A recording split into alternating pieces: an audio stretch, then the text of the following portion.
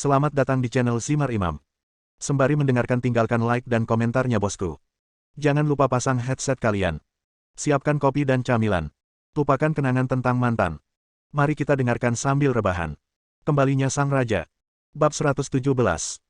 Karena Cheon Seok Kyu duduk di belakangnya, Park Juncheng tidak takut dan berkata sambil tersenyum. Tuan, saya tidak tahu mengapa Anda datang ke sini, tetapi tidak baik jika Anda datang ke sini untuk memotong uang saya. Putuskan sumber keuanganmu. Su Chen berkata dengan suara dingin. Jika Anda benar-benar ingin menghasilkan banyak uang, Anda bisa menjual barang ini ke negara dingin. Kebetulan Anda semua memiliki masalah otak dan perkembangan yang terhambat. Obat hormon ini tepat untuk Anda. Orang Tiongkok yang bodoh, kamu benar-benar berani memfitnah Republik Tiongkok yang mulia. Menurutku kamu sedang mencari kematian. Setelah mengatakan itu, Pu Juncheng berkata kepada Qian Shigiu yang berdiri di samping. Tuan, orang Cina sialan ini berani merusak barang-barang baik kita, saya serahkan dia kepada Anda untuk ditangani. Park Jonsung. Qian Shikei mendengus dingin. Tuan Qian, ada apa? Apakah Anda punya instruksi lain? Pu Juncheng berkata dengan hormat. Apa yang kamu lakukan? Kamu benar-benar membiarkan seorang anak laki-laki membunuhmu di sini. Kamu benar-benar menjadi lebih baik dan lebih baik lagi. Terlihat bahwa Kei Sensi memasang ekspresi yang sangat jelek di wajahnya dan menceramahinya, jika kamu bahkan tidak bisa melakukan hal kecil ini dengan baik, menurutku kamu tidak seharusnya menjadi manajer lagi. Orang tua, menurutku kamu salah paham. Akulah yang membawa mereka ke sini, jadi lawanmu hari ini juga aku. Setelah Fujiang selesai berbicara, dia berkata kepada Su Chen dan Su Shihan. Mundur, pria bernama Qian Shikei ini adalah seorang master, agar tidak menyakitimu. Su Chen sedikit mengernyit, dan sebelum dia bisa mengatakan apapun, Su Shihan menariknya ke belakang. Tuan Su, masalah di sini telah melampaui cakupan penanganan kami. Lebih aman menyerahkannya kepada Tuan Fu. Saat ini, Su Chen tidak memperjuangkan hal-hal ini, jadi dia berdiri di belakang. Melihat Fujiang berdiri, suasana hati Qian Shikei meningkat pesat dan berkata. Benar, benar. Melihat caramu berjalan, aku tahu kamu adalah seorang master dan layak menjadi lawanku, Sengoku Kei. Dasar orang Han sialan, jika kamu berani datang ke tanah Tiongkok kami untuk menimbulkan masalah, aku akan menunjukkan warna padamu hari ini. Haha, kalau begitu, kemarilah dan biarkan aku melihat seperti apa yang disebut Kung Fu Cina itu. Pengadilan kematian. Dengan kutukan marah, Fujiang mengayunkan tinjunya dan bergegas menuju Qian Shikei. Aku telah mencapai pangkat prajurit asing. Membunuhmu semudah membunuh ayam. Itu tidak mungkin. Dalam sekejap, keduanya bertarung bersama. Namun, begitu mereka bertemu, Fujiang dirugikan. Di bawah serangan sengit Qian Shikei, Fujiang mundur dengan mantap dan hanya bisa bertahan secara pasif, bahkan tanpa ada ruang untuk melawan. Setelah pertukaran paksa melalui puluhan gerakan, Qian Shikei dengan paksa menerobos pertahanan Fujiang dan menendang dadanya, mematahkan dua tulang rusuknya. Engah. Seteguk besar darah menyembur keluar dari mulut Fujiang, dan dia terjatuh ke tanah. Dia menatap Qian Shikei dengan tidak percaya. Aku seorang pejuang yang secara lahiriah kuat, namun aku dikalahkan olehmu. Hehe. Menatap Fujiang, Qian Shikei mencibir dan berkata dengan bercanda. Saya tidak mengerti apa yang Anda sebut pejuang eksternal, tetapi melalui pertarungan barusan, saya dapat melihat bahwa seni bela diri Tiongkok Anda adalah sampah, bahkan milik kami. Tidak sebagus itu 10.000 negara dingin besar. Fujiang mengertakkan giginya dengan marah, tapi tidak ada yang bisa dia lakukan. Dia tidak sebaik yang lain, jadi dia tidak bisa menyalahkan orang lain. Tuan Fu benar-benar kalah. Saat ini, wajah Su Shihan menjadi pucat. Ketika saya datang ke sini hari ini, ketergantungan terbesar saya adalah Fujiang. Sekarang dia dikalahkan, akan sulit bagi saya untuk keluar. Haha, kamu orang Tionghoa bodoh, sekarang kamu tahu betapa kuatnya penguasa negara dingin besar kita. Kamu setiap hari berkhotbah tentang betapa kuatnya Kung Fu Tiongkokmu. Apa yang terjadi sekarang? Begitu kita bertemu, kamu dipukuli dan muntah darah. Aku benar-benar bingung. Bagaimana kamu berani menyombongkan diri setelah bertahun-tahun sungguh lucu? Park Juncheng berkata sambil tertawa. Benarkah?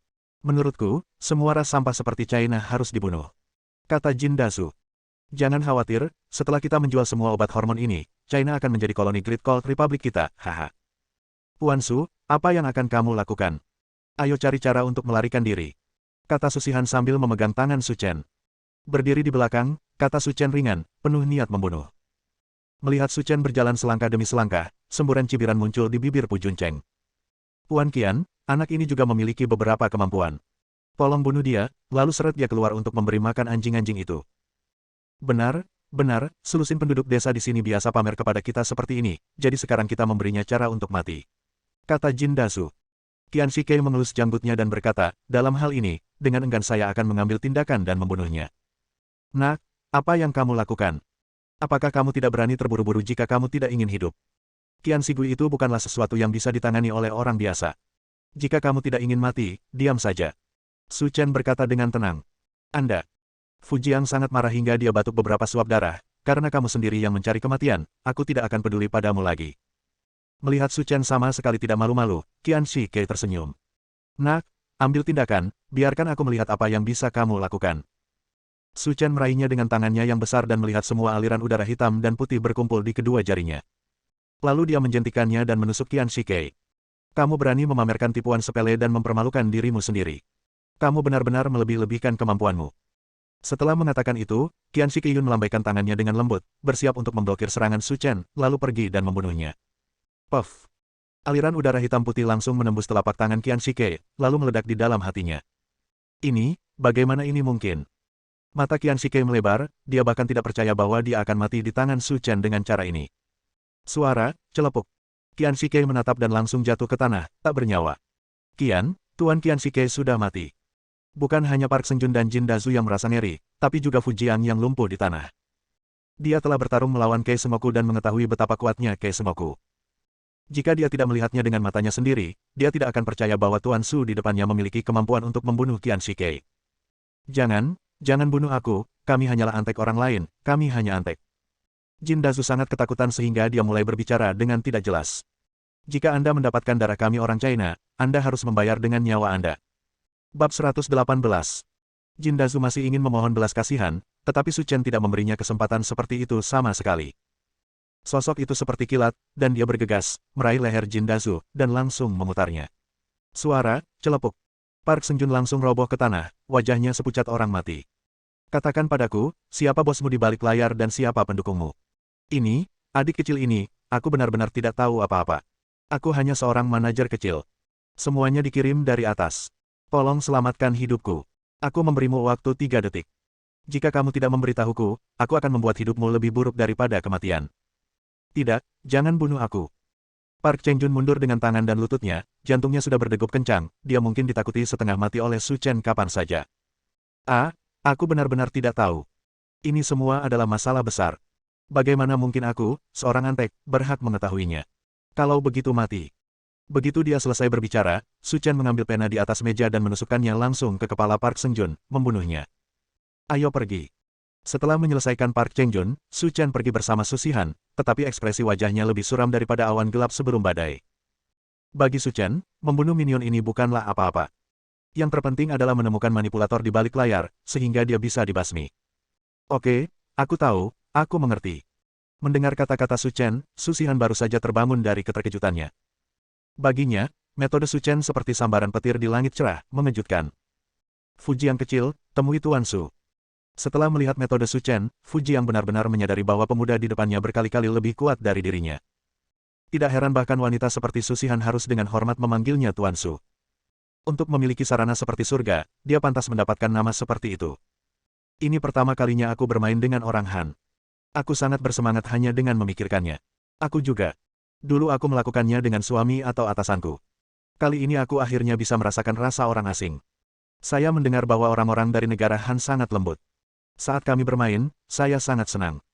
Su Chen dan yang lainnya hendak berjalan keluar ketika mereka tiba-tiba mendengar suara dua wanita berbicara.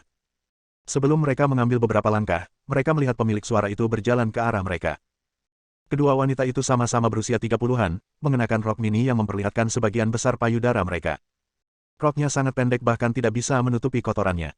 Siapa kamu? Kamu di sini. Melihat Su Chen dan yang lainnya, kedua wanita itu segera mengubah ekspresi mereka dan berkata dengan dingin. Saat dia selesai berbicara, wanita lain berteriak karena dia melihat tubuh Park Sengjun. Kamu benar-benar membunuh Park Sengjun. Jadi bagaimana jika aku membunuhnya?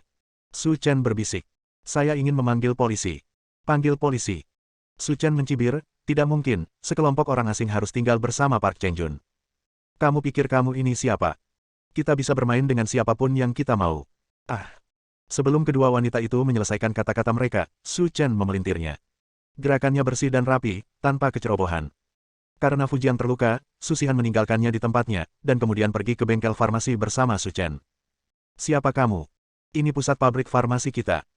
Begitu saya memasuki pintu, saya mendengar Han Guo Bangzi berteriak, sangat keras.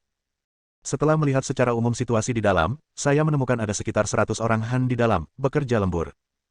Kamu tidak pantas mengetahui siapa aku, selama kamu tahu bahwa kamu semua akan mati hari ini, itu saja. Sial, sampah Tiongkok berani pamer di wilayah kita di Republik Tiongkok. Kamu mencari kematian. Setelah mengatakan itu, rekan senegaranya Han melambaikan tangannya dan berkata dengan keras. Saudaraku, ada seseorang di sini yang membuat masalah, peniru. Setelah memberi perintah, sekelompok orang Han memperoleh senjata entah dari mana dan mengepung Su Chen dan Su Shihan. Ayo, potong dia menjadi beberapa bagian. Membunuh. Saat orang Han mengambil tindakan, Su Chen juga mengambil tindakan. Su Shihan dapat melihat dengan jelas bagaimana Su Chen melakukan gerakannya sebelumnya, tetapi kali ini, Su Shihan hanya dapat melihat gelombang bayangan hitam berkedip di depannya, dan tidak dapat lagi melihat apapun dengan jelas. Lari cepat, anak ini terlalu kuat, kita sama sekali bukan tandingannya. Dewa kematian akan datang. Kaki Su Shihan menjadi lemah. Ayo pergi.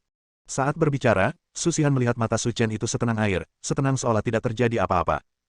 Berdiri di samping jalan raya yang sepi, Su Chen membungkuk dan mengambil bunga dandelion. Dia melambaikannya dan bunga dandelion itu melayang ke udara, berkibar tertiup angin. Melihat lautan api di depannya, Su Chen tetap tidak bergerak, dan setelah sekian lama, dia bergumam pelan. Beristirahat dalam damai. Mendengar tiga kata ini, hati Su Shihan bergetar, dan dia tidak bisa menggambarkan gejolak di hatinya. Tetapi, Su Shihan tiba-tiba merasa bahwa Su Chen adalah orang yang sangat kontradiktif. Mungkinkah ada dua jiwa malaikat dan iblis yang tinggal di tubuhnya secara bersamaan? Ayo pergi. Su Chen berbisik bahwa hari sudah larut dan dia harus kembali. Namun, saat mereka bertiga hendak masuk ke dalam mobil, mereka tiba-tiba melihat sebuah mobil sport Mercedes-Benz datang ke arah mereka, lalu berhenti di depan Su Chen. Dan orang yang turun dari mobil tidak lain adalah Mu Yunxi dan Feng Changkong. Melihat api yang berkobar tidak jauh dari sana, Mu Yunxi dan Feng Changkong tercengang. Mereka yakin pemuda di depan merekalah yang bertanggung jawab atas kebakaran tersebut. Pada saat ini, Mu Yunxi menyadari bahwa pemuda di depannya bukanlah generasi kedua yang kaya raya, dan dia telah meremehkannya. Segera, mata Mu Yunxi beralih ke Su Chen.